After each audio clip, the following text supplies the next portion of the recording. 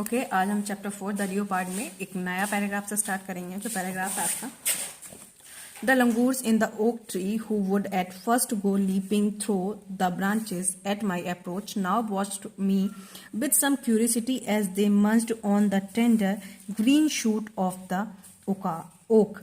But one evening, as I passed through the forest, I heard them chattering in the trees, and I know that I was not the cause of their excitement. अब जो लंगूर थे, जो लंगूर तो आप जानते ही होंगे, लंगूर थे जो ओक ट्री, एक ट्री होता है ओक का, उसमें सब जो कि उनके अंदर झांक रहे थे, उनमें से उनकी ब्रांचेस में से जो मुझ तक पहुंच रहे थे। मतलब ये है कि जो लंगूर्स थे वो ओक के ट्री पर थे और उनकी ब्रांचेस में से निकल निकल कर आवाज कर रहे थे, चैटरिंग, यानी कि उसे देख भी रहे थे बहुत ही क्यूरियोसिटी के साथ, और झाड़ियों में से निकल के वो उस तक पहुंच रहे थे, जो भी हमारा लेखक था उन तक पहुंच रहे थे और उन्हें बहुत ही ज्यादा क्यूरियोसिटी के साथ देख रहे थे। और वो उन मतलब जो ग्रीन कलर के ओक के ट्रीज थे उनमें से निकल रहे थे। लेकिन इवनिंग में जो बट वन इवनिंग, लेकिन एक शाम को as I pass through the forest में ऐसे ही फॉरेस्ट से गुजर रहा था तो उसने चैटरिंग की आवाज सुनी। मतलब बहुत ज्यादा जो चैटरिंग का मतलब है बंदर जो आवाज करते हैं या लंगूर जो आवाज करते हैं उनकी आवाज सुनी, जो कि ट्रीज में से आ रही थी। और उसे पता था कि मैं उनके चैटराने का कोई भी मतलब वो चैटरा रहे थे तो उसे ये लग रहा था कि मैं तो उन चैटराने की कोई वजह तो हूं नहीं कि मुझे देख के चैटरा रहे हो या मुझे देख के वो एक्साइटमेंट में ऐसा कर रहे हो, लेकिन वो जानता था कि मैं वजह नहीं हूं इस चीज का। As I cross the stream and began climb the hill, the grunting and chattering increased as though the langurs were trying to warn me of some hidden danger. अब जब मैं जो स्ट्रीम झरना था उसे पास किया और मतलब जो हील थी उस पर चढ़ रहा था, तो जो ग्रटिंग का मतलब होता है घुर्राना, या मतलब अंदर ही अंदर आवाज में से जैसे कुत्ते भौंकने से पहले जो घुर्राते रहते हैं, कुछ ऐसी आवाज थी। और कुछ चैटरिंग जो मतलब जो बंदर बोलते हैं वो इंक्रीज होने लगी और मतलब वो बढ़ने लगी। और जो लंगूर्स थे वो भी चैटरिंग कर रहे थे और वो उन्हें समझाना चाह रहा था, या मतलब जो लंगूर और बंदर थे वो उन्हें समझाना चाह रहे थे, यानी उन्हें वार्न करना चाह रहे थे कि कुछ जो भी छुपा हुआ खतरा था। अब मतलब मैं कहीं जाऊं या कोई जंगल में जाए तो उसमें अगर बंदर या चिड़िया वगैरह या चहचहाना शुरू कर दें तो उससे ये पता चलता है कि वो कोई ना कोई हिडन डेंजर है जिसे हमें वार्न करना चाह रहे हैं। तो वही उसके साथ हो रहा था कि जो बंदर और लंगूर थे वो उसे वार्न करना चाह रहे थे, कुछ हिडन डेंजर्स थे। A shower of pebbles came rattling down the steep hillside, and I looked up to see a Sinway orange gold leopard poised on a rock about 20 feet above me. अब थोड़ी देर बाद उसने देखा कि छोटी छोटी पत्थर जो थे वो नीचे आ रहे थे हिल से। जैसे हम कहीं पैर रखते हैं और वहां से ऊंची जगह पे पैर रखते हैं तो नीचे को मिट्टी खिसक जाती है, या मतलब कुछ कंकड़ पत्थर खिसक जाते हैं, कुछ ऐसे ही वो खिसक रहा था। स्टेप डाउन यानी कि वो नीचे आ रहे थे खाड़ी से। खाड़ी का मतलब, स्टीप का मतलब होता है खाड़ी। खाड़ी से वो नीचे आ रहे थे। खाड़ी का मतलब है कुछ ऊंचाई पे एक मतलब ऊंचा हो, खाड़ी नीचे हो, गहरी हो, उसे हम खाड़ी कहते हैं।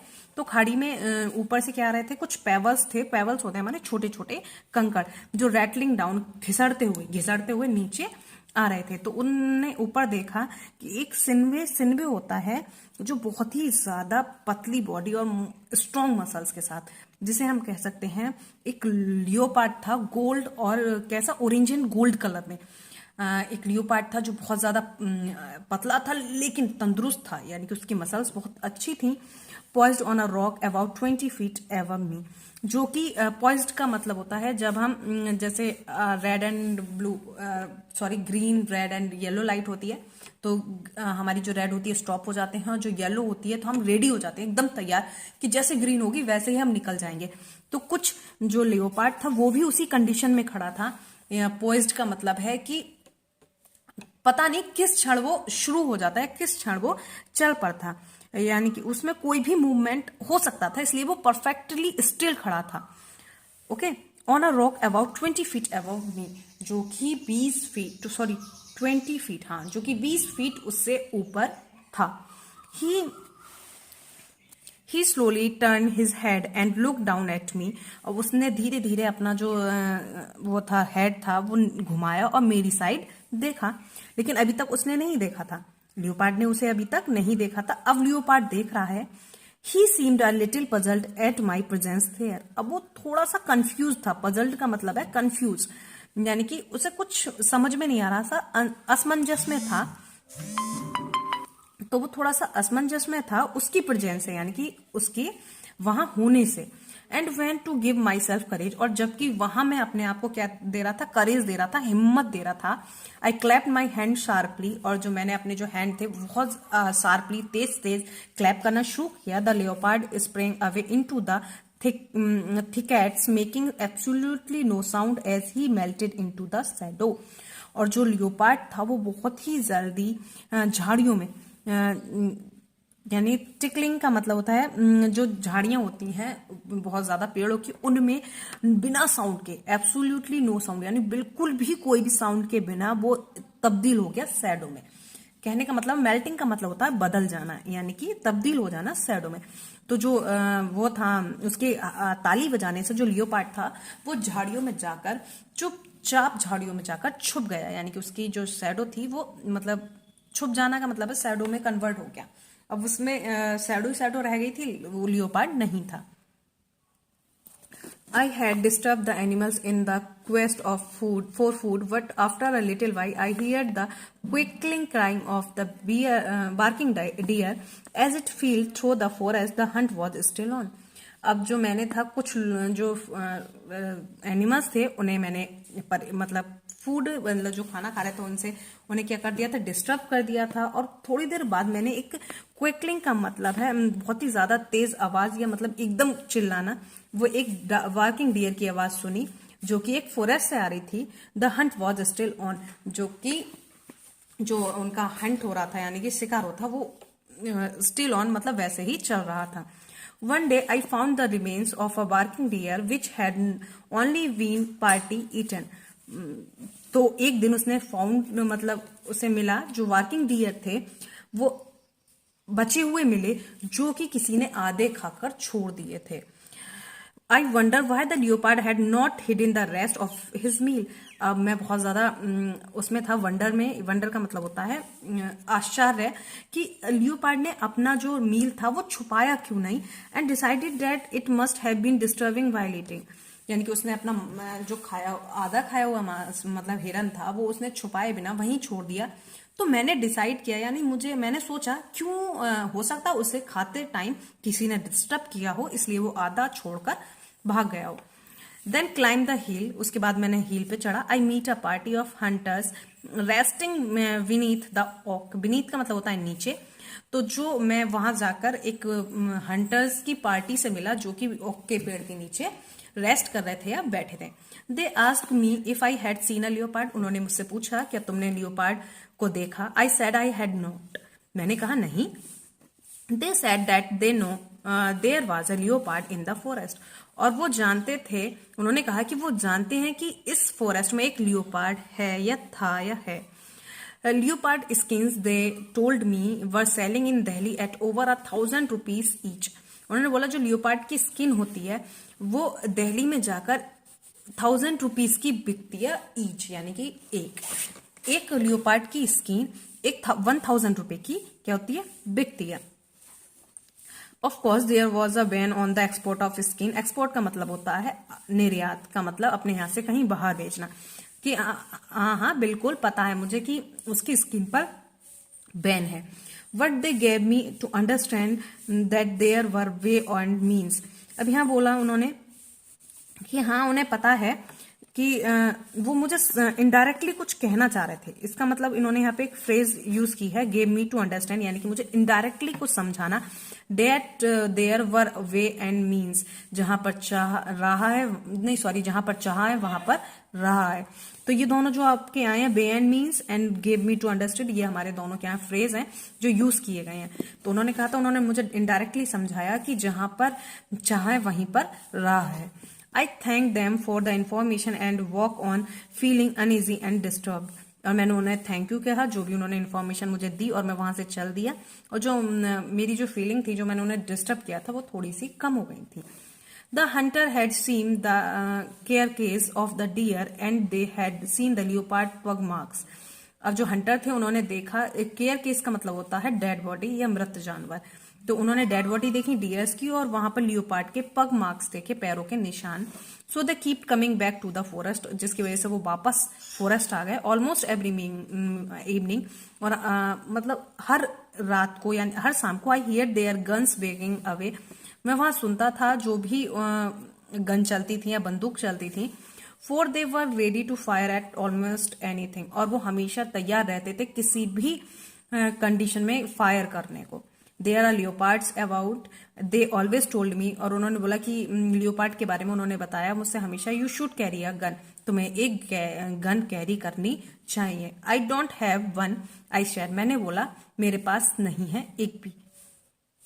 ओके, आज हम यहीं तक करते हैं, नेक्स्ट आपको ये कंप्लीट करा दूंगी मैं यहां तक। Okay, good morning student. बेटा मैंने आपको ये I don't have one, I said, मैंने यहाँ तक आपको आपकी रीडिंग करा दी थी। आज हम आपका चैप्टर 4 है, इसमें हम आगे करेंगे द लियोपार्ड। चैप्टर आपका द लियोपार्ड में अब हम आगे पढ़ेंगे। There were fewer birds to be seen and even the langurs had moved on. The red fox did not show itself, and the pine marten, who had become quite bold, now dashed into hidden at my approach. The smell of one human is like the smell of any other. जो वहां पर कुछ words थे जो उन्हें देखा, even कुछ लंगूर भी थे जो उसे देखते ही मूव्ड ऑन यानी वहां से चले गए। और जो रेड फॉक्स थी वो दिखाई नहीं दे रही थी, सो इट सेल्फ, वो अपने आप को दिखाना नहीं चाह रही थी। एंड द पाइन मार्टन, और pine marten who had become quite bold, जो बहुत जल्दी मतलब थोड़ा बोल्ड था। नाउ डैश होता है हमारा मूव्ड वेरी क्विकली, मतलब वहां से एकदम निकल जाना, जल्दी से निकल जाना। तो जो पाइन मार्टन था वो बहुत ज्यादा बोल्ड था, वो एकदम से छुप गया उसकी अप्रोच, एट माई अप्रोच, यानी मेरी अप्रोच से या मेरी पकड़ से, या कह सकते हैं कि उसके देखने से पहले ही। The smell of one human, मतलब जो स्मेल होती है ह्यूमन की, वो लगती है जैसे किसी और की स्मेल हो। जैसे अब जंगल में एक ह्यूमन होगा, तो जो हमारे जितने भी एनिमल होते हैं उन्हें ह्यूमंस की स्मेल आ जाती है, जिसकी वजह से वो अपने आप को छुपा लेते हैं, क्योंकि जब हंटर उन्हें मारने आते हैं तो वो अपने आप को हाइड करने की कोशिश करते हैं। तो यही वो कर रहे थे, रेड फॉक्स भी यही कर रही थी और पाइन मार्टन भी यही कर रहा था। यहाँ तक कि लंगूर और कुछ वर्ड्स भी वहां से मूव्ड आउट यानी कि मूव्ड कर चुके थे। वन डे आई क्लाइम्ड परी तिब्बा, एक दिन मैं चढ़ा परी तिब्बा पर। हिल्स ऑफ द फेरीज, जो कि परियों की पहाड़ी कही जाती है या परियों की पहाड़ी कहते हैं। A bleak scrub covered hill where no one lived, ये ब्रिक का मतलब होता है बिल्कुल खाली।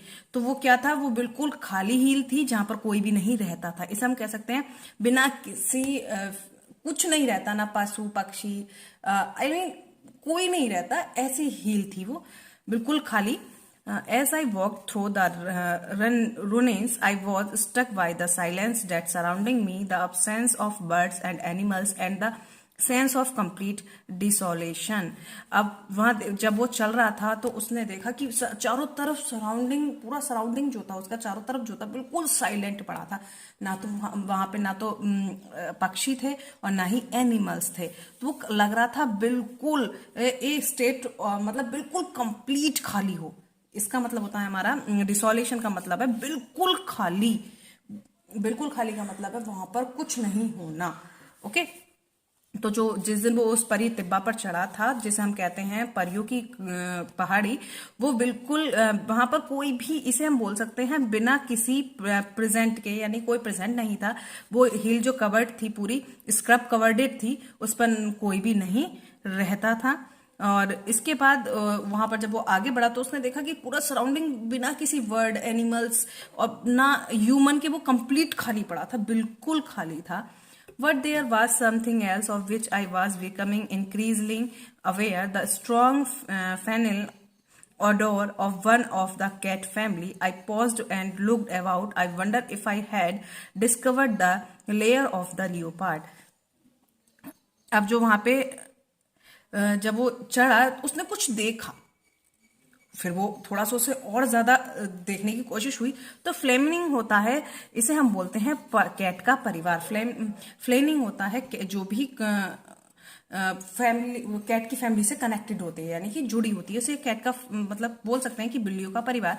तो वहां पे एक ऑडोर का मतलब है, थोड़ी सी उसे लग रहा था कि यहाँ पे कोई एक फैमिली की कैट की फैमिली रहती है। जब वो वहां रुका, उसने देखा, तो वो बहुत ज्यादा आश्चर्यचकित हो गया, क्योंकि उसने एक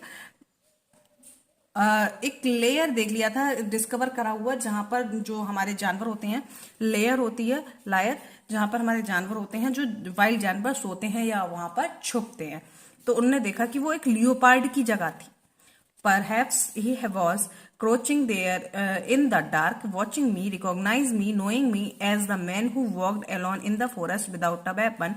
I like to think that he was there, that he knew me, and that he acknowledged my visit in the friendliest way by ignoring me altogether. अब वो सोच रहा था कि शायद वो मुझसे मिला है, या मतलब उसने मतलब वो क्रोचिंग का मतलब होता है झुकना। तो परहैप्स उसे मतलब परहैप्स का मतलब है वो अनुमान लगा रहा है कि शायद वो डार्क में छुप गया, झुक गया, मुझे देख रहा था, या मुझे उसने मुझे देखा, मुझे रिकॉग्नाइज किया, यानी कि मुझे याद किया। नोइंग मी, मुझे जानता था। As the man who walked alone, कि ये आदमी जो अकेला फॉरेस्ट में घूम रहा है बिना किसी वेपन के। आई लाइक टू थिंक, मैं मतलब मुझे सोचा कि डेट ही वॉज देयर, शायद वो वहां पर है। डेट ही नो मी, और वो जानता है, एंड तो उसके नॉलेज में है कि मैं यहाँ विजिट करने आया हूँ। और वो मुझे क्या कर रहा है, ignore why ignoring me altogether, वो मुझे भी इग्नोर कर रहा है, मैं उसे भी इग्नोर कर रहा हूँ, यानी दोनों एक साथ इग्नोर कर रहे हैं। Perhaps I had made him confident, too careless, too trusting of the human in his midst. I did not virtue any further. I did not seek physically contact or even another glimpse of the beautiful Sinway body. It was his trust I wanted, and I think he gave in to me. Perhaps फिर उसने लगाया कि जो मैं था वो confident था, ज्यादा ही कॉन्फिडेंट था, ज्यादा ही केयरलेस था, या ज्यादा ही भरोसेमंद था ह्यूमन में। तो उसने क्या करा, उसने मेरे साथ कुछ किया नहीं। I did not seek physically contact, और हमारा दोनों का फिजिकली कॉन्टेक्ट भी नहीं हुआ, और इवन अनदर, और यहाँ तक कि दूसरे जो भी उसमें थे उनके साथ भी, और वो शायद चाहता था उस पर ट्रस्ट करना, तो इसलिए उसने मुझे पर I think he gave to in to me, और उसने मुझे ट्रस्ट में मतलब मेरे साथ ट्रस्ट दिखाया और मेरे साथ कुछ नहीं किया। What did the leopard trusting one man, क्या लियोपार्ड ट्रस्ट कर सकता है एक आदमी पर? Make the mistake of bestowing his trust on other, या फिर उसने मिस्टेक कर दी किसी पर ट्रस्ट करके, या बहुत ज्यादा इज्जत के साथ उसे रेस्पेक्ट देना, या समथिंग मतलब बहुत ज्यादा देना, कुछ ट्रस्ट देना अपना टू ऑन अदर, दूसरों पर। Did I by casting out of all fear, my own fear, and the leopard's protective fear, leave him defenseless, because the next day, going down the path to the stream, shouting and beating drums, were the hunters. They had a long bamboo pole across their shoulders, and slung from the pole, feet up, head down, was the lifeless body of the leopard, shot in the neck and in the head. अब जो वो मतलब सोच रहा था कि वो क्या वो एक इंसान पर ट्रस्ट कर सकता है, या उसने मतलब मिस्टेक कर दी है किसी को रेस्पेक्ट के साथ कुछ देना, जो हमारा बेस्ट वोइंग होता है रेस्पेक्ट के साथ देना, यानी कि उसने मुझे बहुत ज्यादा ट्रस्ट दे दिया था दूसरों पर। तो मैंने क्या करा, आई तो शायद मैं फियर से, जितना भी फियर था उससे बाहर आ गया था, या मतलब अलग हो गया था। माई ऑन फियर, जो मेरा फियर था लियोपार्ड को लेकर, वो प्रोटेक्टिव फियर हो गया था।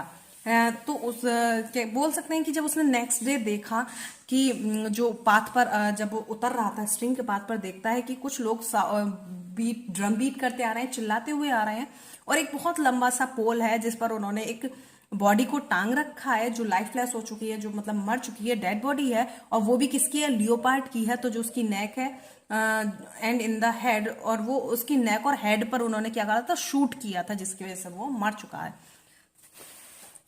We told you there was a leopard. उन्होंने मुझसे कहा कि मतलब मैं हमने तुमसे बोला था कि वहां लियोपार्ड है। दे शाउटेड, वो चिल्लाए, in great good humour, is not he a fine specimen. अब वो बहुत ज्यादा तेज चिल्लाए और बहुत ज्यादा अच्छा ह्यूमर था उनका, जो भी था। इसके बाद वो बहुत ज्यादा फाइन थे। यस आई सेड, मैंने बोला हाँ। He was a beautiful leopard, हाँ वो बहुत ही ज्यादा सुंदर लियोपार्ड था। I walked home through the silent forest, और मैं वहां से अपने घर चला गया। इट वॉज वेरी साइलेंट, जो कि बहुत ज्यादा साइलेंट था। Almost as though the birds and animals knew that their trust had been violated. अब जो एनिमल्स होते हैं या वर्ड्स होते हैं, वो जब किसी पर ट्रस्ट करते हैं तो वो कभी ना कभी, हम लोग जब वो हम पर ट्रस्ट करते हैं लेकिन हम उनको डिस्ट्रॉय कर देते हैं। बायोलेट का होता है बहुत ही ज्यादा जो समथिंग स्पेशल होती हैं उन लोगों को डिस्ट्रॉय कर देना। यानी कि कुछ ऐसी जीव जंतु होते हैं जो बहुत ज्यादा स्पेशल होते हैं और उन्हें हम क्या कर देते हैं, खत्म कर देते हैं। तो वो बोल रहे थे कि जब हम पे एनिमल्स और बर्ड्स भरोसा करते हैं तो हमें उनके साथ इतनी अच्छी अच्छी स्पीसीज को डिस्ट्रॉय नहीं करना चाहिए। ओके।